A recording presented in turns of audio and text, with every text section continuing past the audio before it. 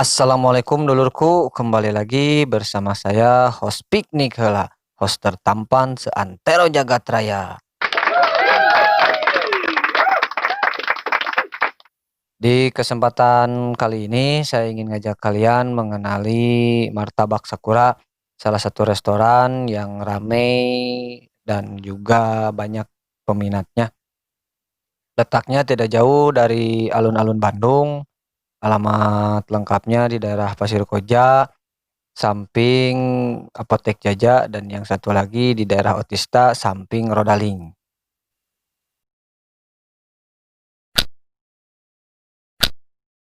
Martabak Sakura ini mulai saya kenal pada tahun lalu, yaitu tahun 2019. Kebetulan saya adalah salah satu driver ojek online, baik Gojek maupun Grab.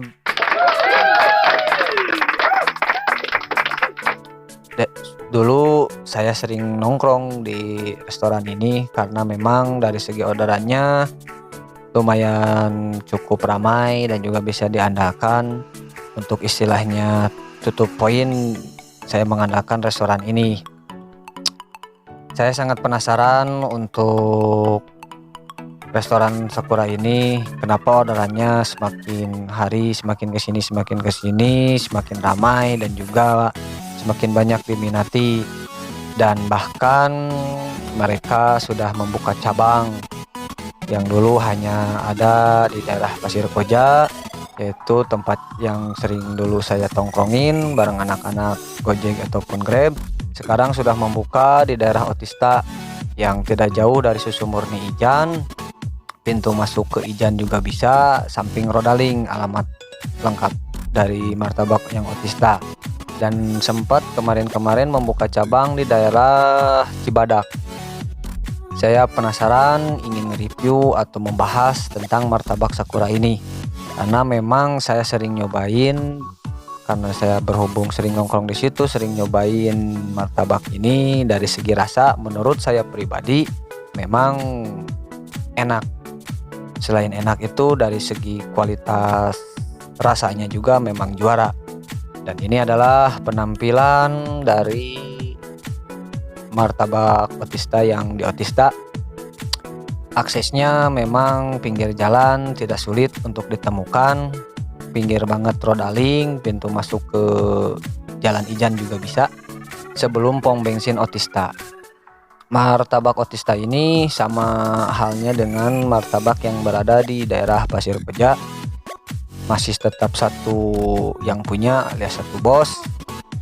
Dan untuk harganya sendiri sama, tidak jauh berbeda dari martabak Pasir Koja. Dari varian rasanya sendiri sama juga, tidak ada perubahan, tidak ada yang berbeda juga, hanya saja pegawainya saja yang berbeda. Dan di sini itu ada beberapa varian rasa, dari yang manis, kalau yang asin itu cuma dua, yaitu yang rasa sapi dan juga rasa ayam. Kalau dari manis itu ada beberapa 5-7 varian rasa lah kurang lebih. Untuk protokol kesehatannya juga, Martabak Sakura ini mengikuti anjuran pemerintah dengan menyediakan hand sanitizer, memakai masker, dan juga menyediakan pencuci tangan juga. Jadi untuk kalian di masa pandemi ini jangan takut ataupun jangan minder berpikir negatif tentang martabak ini, karena dari segi protokol kesehatannya pun mereka sangat menjaganya. Martabak Sakura ini yang pusat terletak di daerah Lengkong Besar, dan yang saya review ini Martabak Sakura Pasir Koja dan juga yang Otista itu hanyalah cabangnya, tetap yang pusat itu di daerah Lengkong Besar. Dan salutnya ke Martabak Sakura ini bisa konsisten dan juga cepat berkembang, tandanya dengan membuka cabang di daerah Otista dan juga daerah Cibadak. Dan yang Cibadak kalau nggak salah sekarang itu dia udah pindah, nggak tahu, saya belum menanyakan secara detail pindahnya kemana. Cuman dari segi rasa, dari segi pemasaran dan juga dari segi kebersihan, mereka itu sangat menjaganya dan juga menurut saya bagus lah untuk dicontoh untuk kaum UMKM.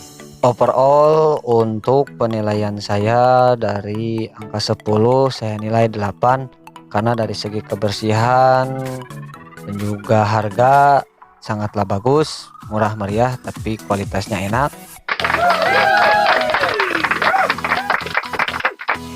Dan untuk kalian yang ingin order bisa datang langsung ke tempatnya di Sakura Otista ataupun yang di Pasir Koja, atau kalian yang ingin order melalui pihak Gojek ataupun Grab juga bisa, sudah tersedia. Oke Lur, kali ini saya ingin ngebongkar ataupun ngasih info kepada kalian cara pembuatan martabak manis dan juga bahan-bahannya, dengan saya didampingi oleh karyawannya langsung dari Martabak Sakura dengan nama siapa Mas? Jones apa? Johnson. Yang tukang heroi pemirsa, biasa orang Sunda. Nah Mas, untuk pembuatannya sendiri terdiri dari bahan apa saja sih? Yang terpentingnya terigu ya, gula, telur ya, udah 3. Jadi bahan-bahan dasar untuk pembuatan martabak manis itu ada 3 ya. Yang pertama terigu, yang kedua telur, dan juga mentega. Itu bahan-bahan dasarnya ada 3 ya. Bagi kalian yang ingin mencoba di rumah, mencoba martabak sendiri, martabak manis, itu ada 3 bahan-bahannya. Nah, untuk rasa yang disediakan di sini itu apa, Mas? Ada keju, kacang, coklat, sama wijen. Yang kalau di adonannya rasa-rasanya ada rasa pandan, green tea, Oreo, sama taro ada. Berarti banyak ya. Jadi martabak manis itu banyak varian rasanya ya. Ada mungkin kurang lebih 5 sampai 7 varian rasa ya.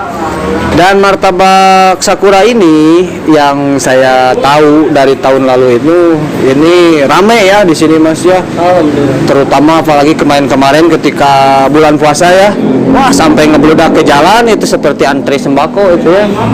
Saking terkenal mungkin terkenal rasanya, tapi saya juga sering menyobain. Ya memang alhamdulillah sih rasanya mantap.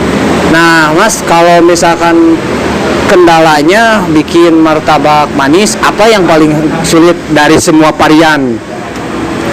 Yang paling sulit itu menurut saya martabak tipis, yang tipis.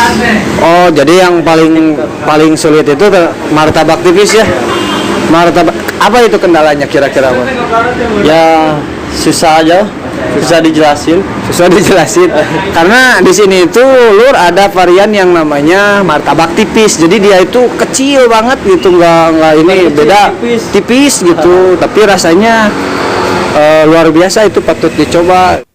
Oke, itu dia review martabak Sakura. Mohon maaf bila ada salah-salah kata ataupun kekurangan dari segi videonya. Nantikan review selanjutnya hanya di channel Fiknik lah.